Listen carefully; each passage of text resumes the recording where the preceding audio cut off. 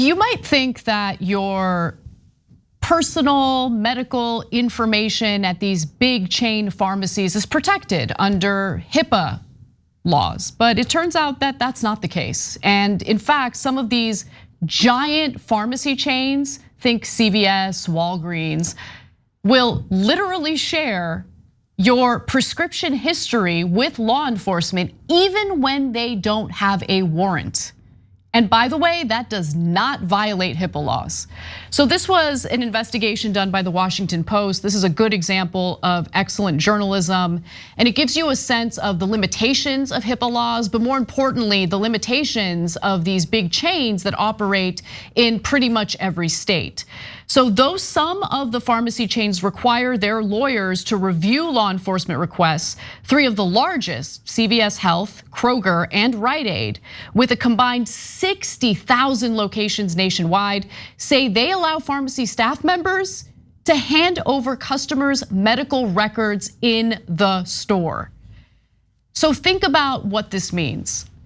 If you are living in a, let's say, red state that has banned abortion, and you decide to travel out of state to get the abortion pill, and you make the mistake, I guess, of getting the abortion pill from one of these big chains, if there's some suspicion that you did that and you go back to your red state, they can very easily, law enforcement can very easily access your medical records from those big chains because they also operate in your state.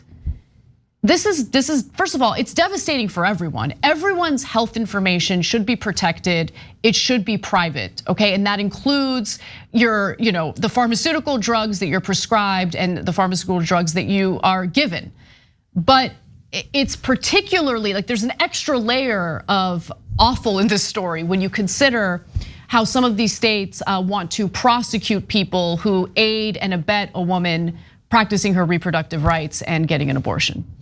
Yeah, so I'm glad that they unearthed this, and credit to the Democrats for doing that, because this had been going on the whole time until they investigated it. So Javier Becerra should get a lot of credit among the other Democrats and the administration for realizing this. And now the pharmacies are saying, look, make us have to get reply only to a warrant. Because otherwise, the cops are gonna come in and say, I have a subpoena. They didn't go to the courts to get it. And what's a pharmacist supposed to say? No, I'm gonna be my own lawyer on behalf of CVS or whoever and decide to ignore what a cop says. It's not gonna happen. And they're not wrong about that, they're right about that, right? I wish they had their own internal policies to begin with, and of all of them, amazingly, Amazon does. And Amazon says, no, you need a warrant. And yes, Amazon now has everything, including a pharmacy. And so, but if you pass a law or you make it clear, at least at the executive level, that they need a warrant, that would be incredibly helpful. Because if you live in a red state, they are run by religious zealots who will chase you to the end of the earth to take away your rights and to try to stuff you into prison because they think big government should run your life instead of you and your doctor. And they don't mind sending their thugs anywhere to haunt you and to chase you down. So, but by the way, it's also not just about abortion, guys. We have tons of private information at the pharmacy. They should not be just turning that over to the cops willy-nilly. Now, just a quick correction, because Javier Becerra doesn't deserve any credit yet. He might do something with this information and push to change the policies to protect our privacy.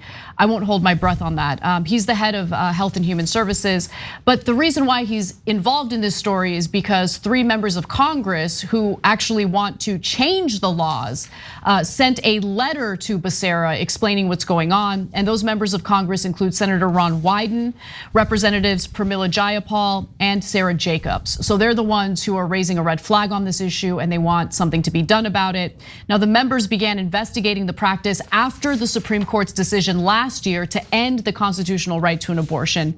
And again, as we know, pharmacies' records hold some of the most intimate details of their customers' personal lives, including medical conditions and the prescriptions they take for mental health and birth control.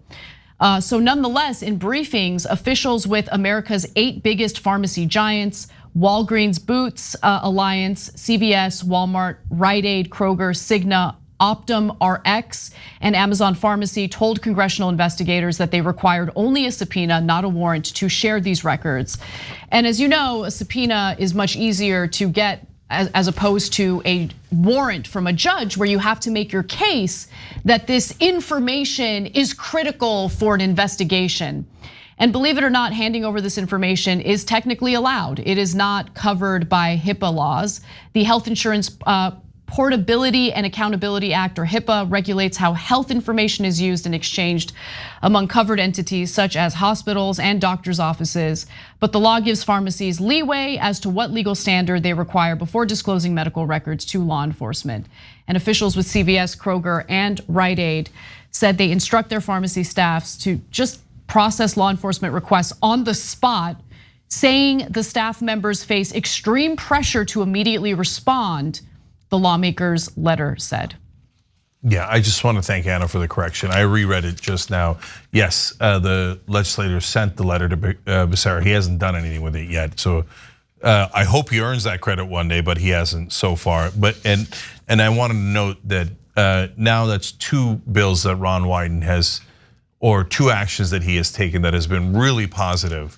And so the fact that anyone in Congress is still trying to get something done positive for the American people is amazing. He also has a proposal about stopping hedge funds from buying our private homes, which is amazing. And Pramila Jayapal, I have criticized a lot in the past for how she handled negotiations, but a terrific job here. Guys, do not get biased into, I like this person, I don't like this person. Each action is its own and should be judged for that, and credit where credit is due. So thank you to Jayapal, Wyden, and Sarah Jacobs. Thanks for watching. If you become a member, you get to watch all this ad-free, except for, of course, this ad. Still, hit the join button below.